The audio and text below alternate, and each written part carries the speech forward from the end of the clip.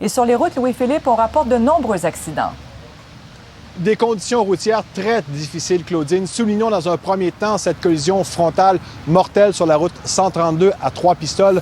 Une jeune passagère d'âge mineur a perdu la vie. La conductrice repose dans un état critique à l'hôpital, donc on craint pour sa vie. Dans un deuxième temps, il y a le pont de Québec qui est fermé dans les deux directions à cause d'un accident. On n'aura plus de détails au cours des prochaines minutes, des prochaines heures.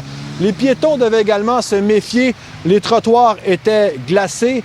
Là, très glissant, évidemment. Et il fallait se méfier des branches d'arbres. Nous sommes avenue Papineau et ça, c'est le direct, là. Des branches d'arbres tombent carrément sur le sol, sur les trottoirs.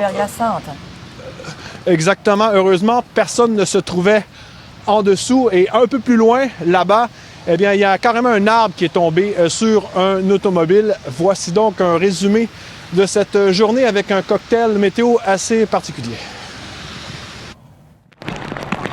On glissait et on tombait sur les trottoirs. Un enfer de glace pour les piétons et pour les automobilistes. On grattait. On maugréait. Aujourd'hui, c'est dégueulasse. Depuis tantôt, je me promène, il pleut, il grêle, il neige, je fais tout le temps. Et moi, j'ai des jeunes enfants, fait qu'il faut que je fasse attention là, au niveau de langage. Fait que des fois, je sors pelleter, puis là, je m'en permets une coupe.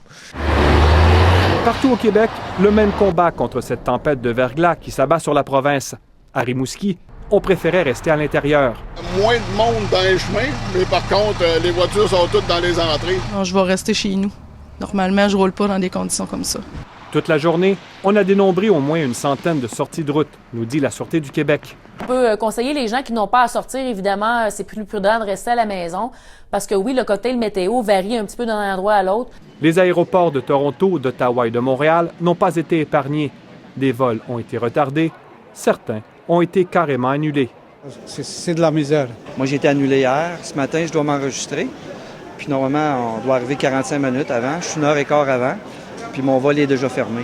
En plus de rendre impossible certains déplacements, le verglas a privé d'électricité plus de 100 000 abonnés d'Hydro-Québec. Nous avons pas loin de 150 000 clients, 150 000 foyers qui sont actuellement privés d'électricité, principalement dans les régions de la Montérégie, de Montréal, des Laurentides, Lanaudière, Laval et l'Outaouais.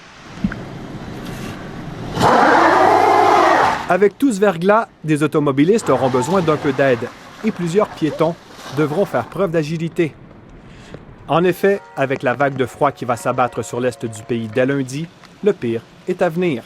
En attendant, certains prennent le temps d'immortaliser le moment présent. Ici Louis-Philippe Ouimet, Radio-Canada, Montréal.